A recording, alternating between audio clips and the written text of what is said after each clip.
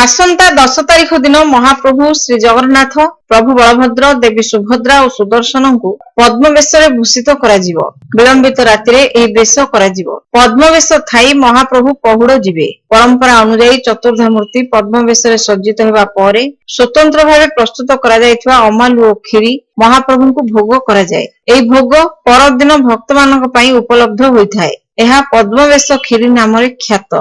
महाप्रभुଙ୍କର ଏହି ବେଶ ପାଇଁ ପ୍ରସ୍ତୁତି ଆରମ୍ଭ ହୋଇଛି। ସମ୍ପୂର୍ଣ୍ଣ ବେଶ 16ରେ ପ୍ରସ୍ତୁତ। ପଦ୍ମ ଫୁଲ, ପଦ୍ମ ପାଖୁଡା, ଆମ୍ବକଷି, ଡାଳି, ପଦ୍ମ କେଶର, 7ଟି ଗଛ, 7ଟି ସିଂହାସନ, 3ଟି ଶ୍ରୀମୁଖ ପଦ୍ମ ତିଆରି କରାଯାଉଛି।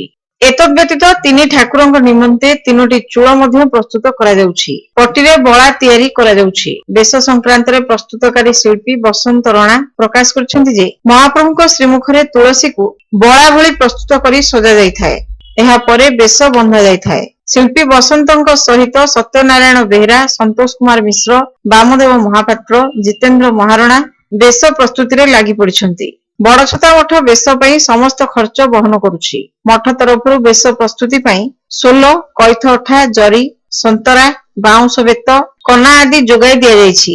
ପଣ୍ଡୁ ପୂର୍ଣ୍ଣିମା ଠାରୁ ବେଶ ପାଇଁ ପ୍ରସ୍ତୁତି ଚାଲିଛି। କୁହାଯାଏ ସପ୍ତଦଶ ଶତାବ୍ଦୀରୁ ବଡଛତା ମଠର ସନ୍ଥ ରଘୁବର ଦାସ ଏହି ବେଶ ଆରମ୍ଭ କରାଇଥିଲେ। ମାଘ ଶୁକ୍ଳ ଚତୁର୍ଥୀ ତିଥିରେ ମହାପ୍ରଭୁଙ୍କର ଦିନଚର୍ଯ୍ୟା ଶେଷ ହେବା ପରେ ରାତିରେ ଚନ୍ଦନ ଲାଗି ଓ ବଡସିଂହାର ବେଶ ସମୟରେ ଏହି ବେଶ ଅନୁଷ୍ଠିତ ହୋଇଥାଏ। ମହାପ୍ରଭୁଙ୍କର ଏହି ପଦ୍ମବେଶକୁ ନେଇ ଏକ କିମ୍ବଦନ୍ତୀ ରହିଛି। କିମ୍ବଦନ୍ତୀ ଅନୁସାରେ ସନ୍ଥ ମନୋହର ଦାସ ମହାପ୍ରଭୁଙ୍କ ଦର୍ଶନ ପାଇଁ ଦୂର ଅଞ୍ଚଳରୁ ଚାଲି ଚାଲି ଶ୍ରୀମନ୍ଦିରକୁ ଆସିଥିଲେ। ତୃଷାର୍ତ୍ତ ଅବସ୍ଥାରେ ଏକ ପୋଖରୀ ନିକଟରେ ଜଳପାନ ପାଇଁ ଅଟକି ଯାଇଥିଲେ। ମାତ୍ର ପୁଷ୍କରିଣୀରେ ଫୁଟିଥିବା ପଦ୍ମ ଫୁଲ ଗୁଡିକୁ ଦେଖି ସେ ବିମୋହିତ ହୋଇଯାଇଥିଲେ। ମହାପ୍ରଭୁଙ୍କ ଇଚ୍ଛାକ୍ରମେ ପଦ୍ମ ଫୁଲ ପୁଷ୍କରିଣୀରେ ଫୁଟିଥିବା ଅନୁଭବ କରି କେତୋଟି ପଦ୍ମ ଫୁଲ ସେ ତୋଳି ନେଇଥିଲେ। ମାଘ ମାସ ଅମାବାସ୍ୟା ଦିନ ଶ୍ରୀମନ୍ଦିରରେ ପହଞ୍ଚି ମହାପ୍ରଭୁଙ୍କ ଉଦ୍ଦେଶ୍ୟରେ ଲାଗି କରିବା ପାଇଁ ଅନୁରୋଧ କରିଥିଲେ। ଫୁଲ ଗୁଡିକ ଶୁଖି ଯାଇଥିବାରୁ ମହାପ୍ରଭୁଙ୍କୁ ଲାଗି ହୋଇପାରି ନଥିଲା। ଦୁଃଖରେ ଫେରିଆସି ସାଧୁ ମନୋହର ବଡଛତା ମଠ ନିକଟରେ ମୂର୍ଚ୍ଛା ହୋଇ ପଡିଯାଇଥିଲେ।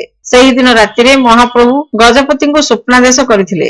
ସାଧୁ ଆଣିଥିବା ପଦ୍ମ ଫୁଲ ଲାଗି କରିବା ପାଇଁ ନିର୍ଦ୍ଦେଶ ଦେଇଥିଲେ। ତଦନୁଯାୟୀ ସେବାୟତମାନେ ଶୁଖିଲା ପଦ୍ମ ଫୁଲକୁ ମହାପ୍ରଭୁଙ୍କୁ ଲାଗି କରିବା ପରେ ଫୁଲ ଗୁଡିକ ସତେଜ ହୋଇ ସଦ୍ୟ ପ୍ରସ୍ଫୁଟିତ ହୋଇଥିବା ଭଳି ଦୃଶ୍ୟମାନ ହୋଇଥିଲା। ସେବାୟତମାନେ ସାଧୁ ମନୋହରଙ୍କୁ ରତ୍ନ ସିଂହାସନ ନିକଟକୁ ପାଛୋଟି ନେଇଥିଲେ। ମହାପ୍ରଭୁଙ୍କୁ ପଦ୍ମବେଶରେ ଦେଖି ସନ୍ଥ ବିମୋହିତ ହୋଇଥିଲେ। ଏ ବେଶ ହେଉଛି ଆମର ବଡ଼ଛତା ମଠ ତରଫରୁ ବେଶ ପ୍ରସ୍ତୁତି କରାଯାଏ। ଆମର ପଣ୍ଡୁ ପୂର୍ଣ୍ଣିମା ଠାରୁ ଏ ବେଶ ଅନୁକୂଳ କରାଯାଏ। ଏଇ ଆମର ଯେଉଁ ଏଇ ମାଘ ମାସ ଯେଉଁ ଶ୍ରୀପଞ୍ଚମୀ ଏବଂ ଅମାସ୍ୟାଠୁ ଶ୍ରୀପଞ୍ଚମୀ ଭିତରେ ଯେଉଁ ବୁଧବାର ଏବଂ ଶନିବାର ପଡ଼ିଥାଏ ସେହିଦିନ ମହାପ୍ରଭୁ ବେଶ ହୋଇଥାନ୍ତି। ଏଥର ଆମର ଶନିବାର ପଡ଼ୁଛି। ଶନିବାରରେ କଳା ଘୋଡ଼ରେ ମହାପ୍ରଭୁ ପଦ୍ମବେଶ ପରିଧାନ କରିବେ। ଏଥିରେ ସୋଲ, ବାଉଁଶ, ବେତ ଏବଂ ସନ୍ତରାପଟ, କଇଁଥ ଅଠା, ଜରି, କନା ଏଇଥିରେ ଆମେ ବେଶ ପ୍ରସ୍ତୁତି କରିଥାଉ। ପ୍ରଥମେ ଆମେ ସୋଲରେ ପେପର ଭଳିଆ କାଟିକିରି ତା ଦେହରେ ହଂସ, ଗଛ ଏବଂ ଶ୍ରୀମୁଖ ପଦ୍ମ, ଛୋଟ ଛୋଟ ପଦ୍ମ, ଡାଳି ଏବଂ ଆମ୍ବକଷି ଆଉ କରପଲବ ମାଳ ଏଇଭଳି ଭାବରେ ଆମେ ତିଆରି କରି ସେଥିରେ ଆମର ଜରି ଲଗେଇଥାଉ ଏବଂ ଦର୍ଜୀ ସେବାୟତ ବାଉଁଶ ଦେହରେ ଚୂଳ 3ଟି ତିଆରି କରି ତା ଦେହରେ ନୂତନ କପଡ଼ା ମଧ୍ୟ ସିଲେଇ କରିଥାନ୍ତି ଏବଂ ଜରି ମଧ୍ୟ ଲଗେଇଥାଏ। ଏଇଭଳି ଭାବରେ ଆମେ ମହାପ୍ରଭୁଙ୍କ ବେଶ ଆମେ ପ୍ରସ୍ତୁତି କରିଥାଉ। ଏଥିରେ ଆମ 7 ଜଣ କାରିଗର ଲାଗିଥାନ୍ତି। ସନ୍ତୋଷ କୁମାର ମିଶ୍ର, ସତ୍ୟନାରାୟଣ ବେହେରା ଏବଂ ରଘୁନାଥ ବେହେରା, ବାସୁଦେବ ମହାପାତ୍ର ଏବଂ ଚିତ୍ରକାର ଅଛନ୍ତି ଜିତେନ୍ଦ୍ର ମହାରଣା। ଏଇଭଳି ଭାବରେ ସମସ୍ତେ ମଧ୍ୟ ସୁଦପିତ ଭାବରେ ରହିକି ମହାପ୍ରଭୁଙ୍କ ଏ ସେବାରେ ଲାଗିଥାନ୍ତି। ଏ ପାଖାପାଖି ଆମକୁ 1.5 ମାସ ଲାଗିଯାଏ ବେଶ ପ୍ରସ୍ତୁତି କରିବାକୁ। ପ୍ରଥମେ ଯେଉଁ ସୋଲ ଆଣିକି ତା ଦେହରେ ଆମର ଯେଉଁ ପେପର ଭଳିଆ କାଟିବାକୁ ପାଖାପାଖି 15-20 ଦିନ ଲାଗିଯାଏ। ଏଇଭଳି ଭାବରେ ପାଟ ଅନୁସାରେ ଆମେ ପାଟ ମଧ୍ୟ ତିଆରି କରି ସମସ୍ତେ ସୁଦପିତ ଭାବରେ ମଧ୍ୟ ପ୍ରସ୍ତୁତି କରିଥାନ୍ତି।